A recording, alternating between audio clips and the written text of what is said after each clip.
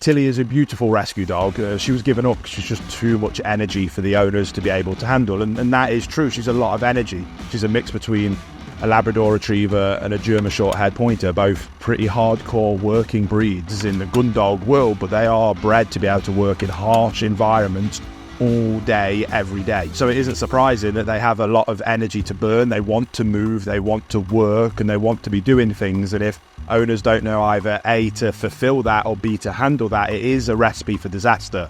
What's great about Tilly is that she's a beautifully sweet-natured dog, so there isn't really any concerns around aggression towards people, aggression towards other dogs, so that isn't the risk, but she can absolutely pose a risk when pulling so badly. I've worked with many clients who have had their shoulders dislocated, have been dragged and fallen on the floor, dragged on roads, grazed up their face, and she's a powerful, strong dog and is capable of doing harm to people even as a sweet-natured dog. So we went to the rescue centre, and it is always incredibly difficult to narrow it down to just 1 or 2 dogs that we can help each time we go. But they were really keen for us to work with Tilly because she is such a sweet-natured dog, and she would make a great pet for somebody that can handle that level of intensity and energy. And they wanted us to see if we could just kind of get on top of that, work on some of those things and make her more suitable for being rehomed quickly. Got her out of the kennel, which you start to see that real high level of energy. Again, exactly what we expected. When we got her here at the centre, me and one of my head trainers, Nana, dove straight into one of our full-day behaviour diagnosis and treatment plans.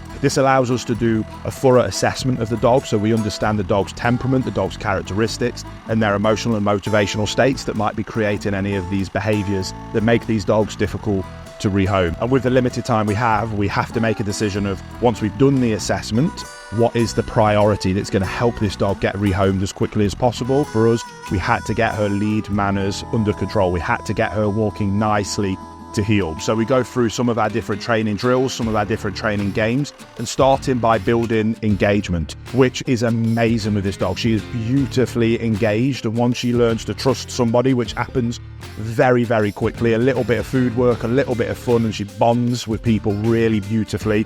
Yeah, and personally, I wouldn't let her go that far out anymore. There, yeah, which again, that's where the insides are really nice. Yeah, much better. Yeah, really nice. Oh, so close.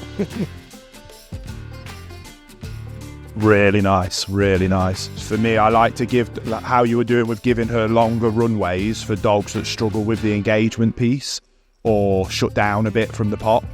Her being so resilient to it and actually thriving from it, for me, that's where I would make that decision to use less leads. One of the beautiful things is that once you do that, once you build up that understanding in the dog's mind that they have to follow our guidance and direction, they have to be able to look up to us to seek that guidance and direction. They can't do that if they're miles out in front of us. So it's kind of a bit of a sneaky way around being able to teach a dog to walk beautifully to heel. First of all, we teach them that they have to be able to see us, and for them to be able to see us, they have to be next to us or just behind us. And see the moment where the dog's anxiety is incredibly high, those arousal levels are incredibly high, they're having to make decisions for themselves, so their brains are working in overtime, which can physically see that level of arousal in the dog. And when you make that switch where the dog goes, oh, I'm just following you, but she's obsessed with you now already.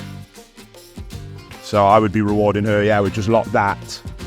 Good girl, scratches behind the ears, more so than I'd be using food. I think she's actually enjoying that more. I think that's more reinforcing to her.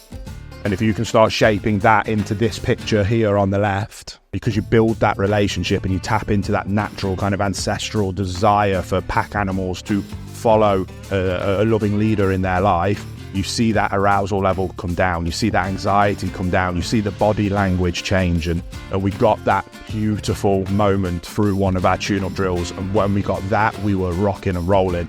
We then were able to spend the rest of the day working on some fun obedience, continuing working on all of the fun loose lead stuff, and bringing that arousal level down, which is the absolute goal, which we can then demonstrate that very quickly in the space of just a few hours we're able to take this high energy crazy dog, and it's still a high drive dog, but it's We've brought that level down, which then means she's beautiful to walk, she's engaged, she becomes easier to train, which makes her an ideal candidate to being rehomed as quickly as possible, which is our ultimate goal. So the next stage of the process is the heartbreaking part of the process, because even in the few hours that we have with these rescue dogs, they have to go back. So although it's great to be able to get them out, to be able to work on their behaviour and give them a fun day, yes, it is a really nice thing to be able to do for them, but ultimately they have to go back to the rescue centre until they can be rehomed. Now, we make sure that every dog we work with has a comprehensive pack that goes through all of the different assessments that we've done.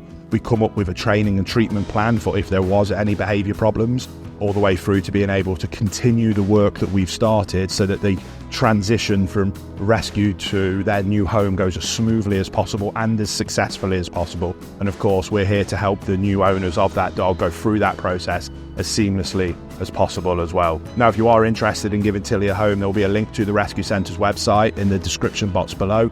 Go and check it out. I promise you, she would make a wonderful dog just for someone who does lead an active lifestyle. You do want to go out walking. Maybe you want to do some basic work with your dog, get into some fun fetch type games, and that you're willing to kind of lead her through love. And if you can provide that for a dog like Tilly, I promise you, you will have the most bonded dog that cares so deeply about their owner. It's one of the reasons I love the Labrador breeds and the gun dog breeds. It is bred into them, but when you get that kind of relationship, it's absolutely life-changing. And again, we offer kind of help and support to the people that rehome these dogs to ensure that that transition goes smoothly and that you're able to have the success with these dogs that we are when we bring them here to our centre.